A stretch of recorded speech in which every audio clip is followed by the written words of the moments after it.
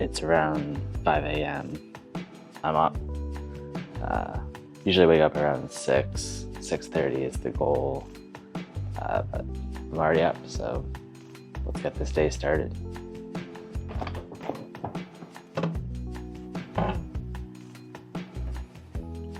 Let's go sit and journal.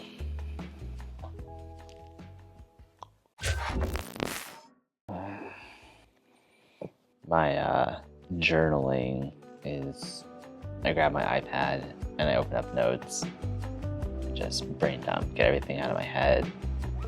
A lot of things I need to do for the day, anything that's on my mind, anything I'm worried about, anything like that. I just get it out of my head and into notes. And from there I do different things with it. So I'll bring some of it into Notion if it's task oriented. If it's something that I need to think more about, I kind of just highlight that and spend a little bit of time with my thoughts. Let's journal. This week is a little crazy. We are about to embark on a 90 days, pretty much straight of travel. We've been traveling full time for 15 months now. And during that time, we typically stay in the same spot for a month to 2 months. But our next segment is going to be 90 days of almost straight travel. We're going to be making our way from the West Coast of the United States back east. We're going to start by going up the West Coast, the California coast, the Pacific Northwest, and check out that area, and then up through Canada, and then through the Midwest to visit a few friends, and then back east to see some family for the holidays. So it's going to be an incredible adventure. I'm so excited for all the memories we're going to make as a family. And as a freelancer, product creator, I'm going to have to find a way I'm going to have to get creative about how I get my work done. I won't be able to have those focused sessions for several hours at a time where I can really dig in. It's going to be a bit broken up. I'm going to have to find a new way to do that. One of my goals this week is to kind of rework some of my systems so that they will work better for our next segment of travel. Not sure what that looks like, but that's what I'm going to figure out. The original plan was to be in this current house for another 25 days, but we were really tired of the heat. It's above 100 degrees, 110, 115, almost every day. So we mentioned to the landlord that if something came up, we'd be open to leaving early. And she let us know that was a possibility a few days ago. So we've been scrambling to make that work, and we're gonna be out of here in, let's see, 7 days. Editing my first YouTube video, and whenever you pause, the faces that you make are always just, it's too good. Check this out. What is that face? About to export this. This is wild. It's very close to being done. It is the shortest video. It's 5.5 minutes long. I must have recorded almost an hour's worth of footage that I cut down and deleted. There's a lot of retakes and things like that. I'm happy with it. It came out good. I had a ton of fun editing it. I did not expect that part. I didn't realize that editing video was so creative, but I guess you learn something new with everything you make. This is the first video that I posted. So if you're watching this current one, the one that I'm talking about will be already uploaded and you can watch it. Maybe I can figure out how to make the thing where it appears somewhere so you can just click on it easily. Maybe, we'll see. All right, let's hit publish or schedule. We're not publishing, we're gonna schedule it. There it is. We did it. Feels good. Made the first one. This video that I'm recording right now will be number 2. Getting some rhythm. I like it. It's a good thing that I scheduled it because I had a spelling mistake, which not the first time I've made a spelling mistake in my life. Just updated my Notion goal tracking. One of my goals was to post 3 YouTube videos. Did the first 1. Feels good.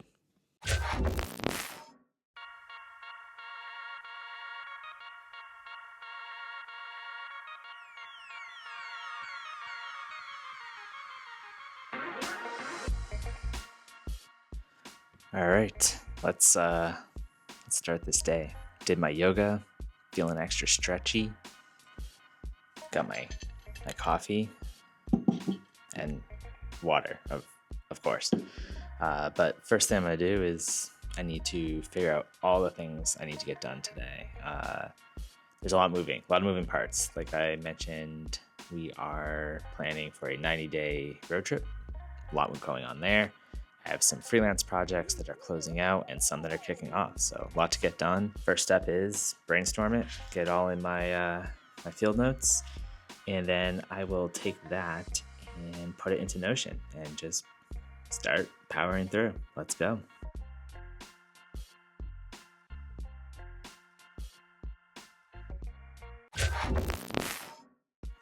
One of our rock-based users just messaged us with their website that they built, and it's so cool to see people create with something you built. It's exciting every time somebody uses Rockbase, which is our WordPress theme. Every time somebody uses Rockbase, it is incredible to see how they take something that we made and make it their own. It's very fulfilling, and I can't wait to see where it goes. The website that I'm talking about was it's igeeksblog.com, and they did a great job. It looks like it's a bunch of reviews and tutorials and information about iOS and iOS devices. It's right up my alley, to be honest. I'm gonna spend a little bit of time checking that out, get them some thoughts, because they asked. So if you have a chance, you should definitely check it out too. Yesterday, we had a call with one of the biggest clients that I've ever worked with as far as brand name and brand recognition. And it was very fulfilling to hear that not only were they extremely happy about what we had already created, they wanted to schedule more projects with us throughout the rest of the year. They wanted to bring us in to more of their business, and that always feels amazing. During my freelance career, I've put a lot of effort into client relationship. How can I turn this from just transactional to something where we're all getting value?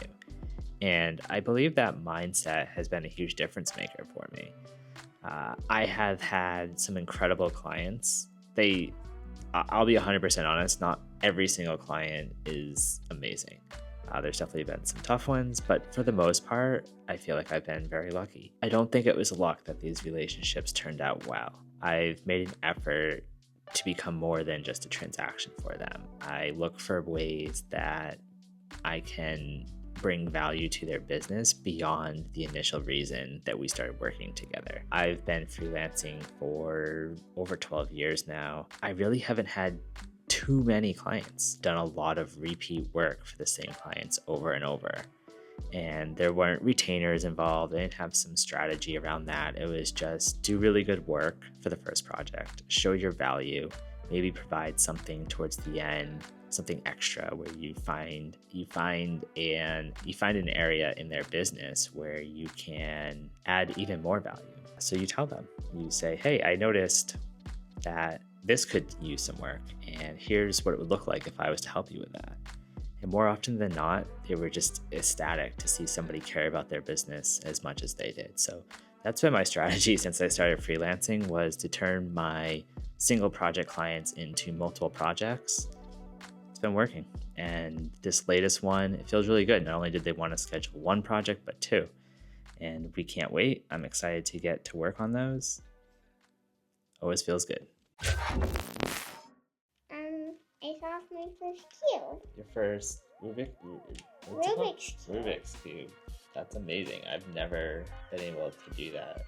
Something I've been trying to get better at is let in welcome distractions. I by no means am an expert on this, but my son wanting to show me that he solved a Rubik's Cube, that's something I should let in. I need to try and let those in, even if I'm in deep focus and I'm in the zone. I'd rather hear about the Rubik's Cube. I got a Twitter notification and I recognized the name, and after I looked, I realized it was my first freelance client. He had seen my video and he felt inclined to let me know he was still here, still cheering me on. Amazing. Just so cool. Yeah, this happened. The internet's amazing. Just amazing.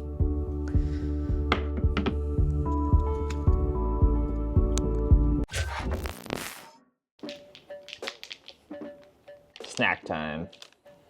Making a mess. One thing I've been thinking about a lot today is the relationship between freelancers and their clients. A common thing I see from beginner freelancers is it's always on the client. Whenever something goes wrong, it's the client's fault. That could be sort of true.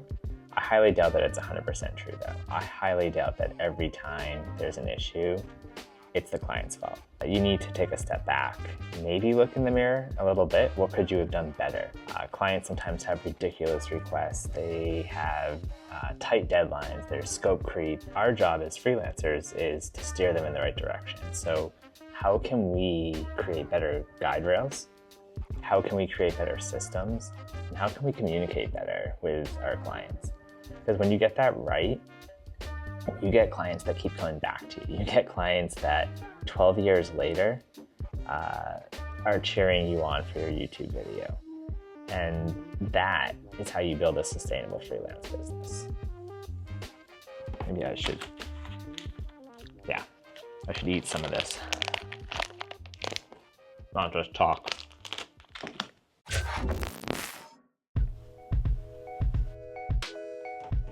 Actually, I haven't played my Switch in a while. I need to make some time to do that. We are going on a road trip, a 90-day road trip. On this trip, not only do I want to explore and see cool shit. Can you swear on YouTube? Not only do I want to see cool stuff with my family, I have to get work done. I'm gonna spend a few minutes, brainstorm some solutions. I need to find a way, think through what my process is gonna be for this trip. I know it's not gonna go exactly to whatever it is that I plan, but I can at least come up with spend some time now thinking through how I want to tackle this, how I want to go through the process so that when things go wrong, I know what the goal was and I can recalibrate a bit easier. Let's set a timer for 15 minutes and brainstorm this out.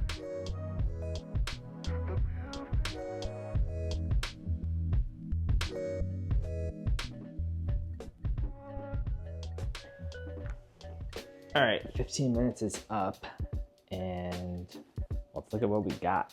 I got about 15 to 16 items all written down. I don't think you can read this, it's chicken scratch at this point. But let's go through a couple. I want to talk through it. This trip is going to be epic. I realize that. It's 90 days of travel, a road trip that my kids will never forget, my wife and I will never forget. And we're going to be making a ton of memories. The brainstorming session was to figure out how I can continue to get work done, how I can continue to produce while we're on the trip. This trip was slightly unplanned, so I have projects in flight and I need to find a way to keep going on them. And here's what I got. I'm going to try and sort my tasks by focus level that's required. I use Notion for all of my task management. I'll need to create a tag or something that's like focus level. So like tons of like deep work, focused, unfocused, something like that. And then I'll also want to identify what tasks can be done in the car. These are tasks that require little to no internet. We often lose internet depending on where we are. And I have my laptop, it's sitting on my lap. It's a little bit uncomfortable.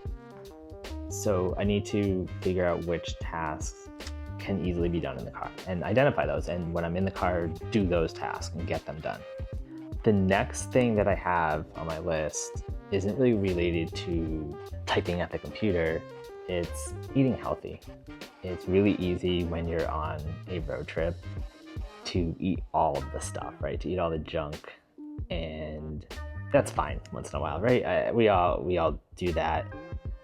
But I find when you're on a road trip, it's a little bit easier.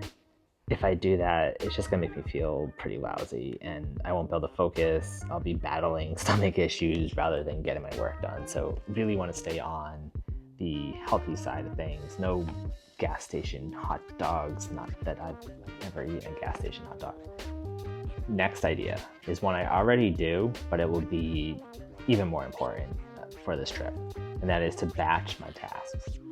The way that I do it now is if I have development tasks, I try to set aside a day that's just for development. If I have design tasks, entire day dedicated to development. I usually dedicate about 30 minutes in the morning and about 15 in the afternoon for communication, so like emails, social media. Yeah, just need to really focus on the batching and have those tasks grouped. All right, this is gonna make me sound old. I remember a time when we had wired headphones. Crazy, right? And I worked in an office, this was about 13 years ago, 14 years ago, and we had like a bunch of desks. It was like cubicles, but without any separation. It was really easy just to walk up to somebody, interrupt them. What we had was a headphones rule. So if you had your headphones in, everybody just left you alone. Nobody came and talked to you. If you didn't have your headphones in, you were open season. And what I'm gonna do is in the car, they're not wired or anything cool, but I'm gonna use my AirPods, and when I have them in, there's a noise canceling, I can get my music going and I can really focus, and that will also give a visual indicator to my family that I'm in a focused mode and I need to just get this stuff done. Bringing back the headphone rule. Next, there would be no point to this road trip if I didn't get to take some breaks and I didn't spend time exploring with my family. And I need to do that. It's gonna be okay. I say this all the time about the work that we do. We're not saving lives, we're building websites, we're building digital products. I'm not saving anybody's life. I need to remember to breathe when I do these. All right, this brainstorm session has me feeling a little bit better. I've been feeling a bit anxious about how I'm gonna get those projects done that I already promised. And yeah, just gonna have to buckle down at a few moments. This trip is absolutely worth it, not complaining, simply trying to come up with a plan to make the most of it.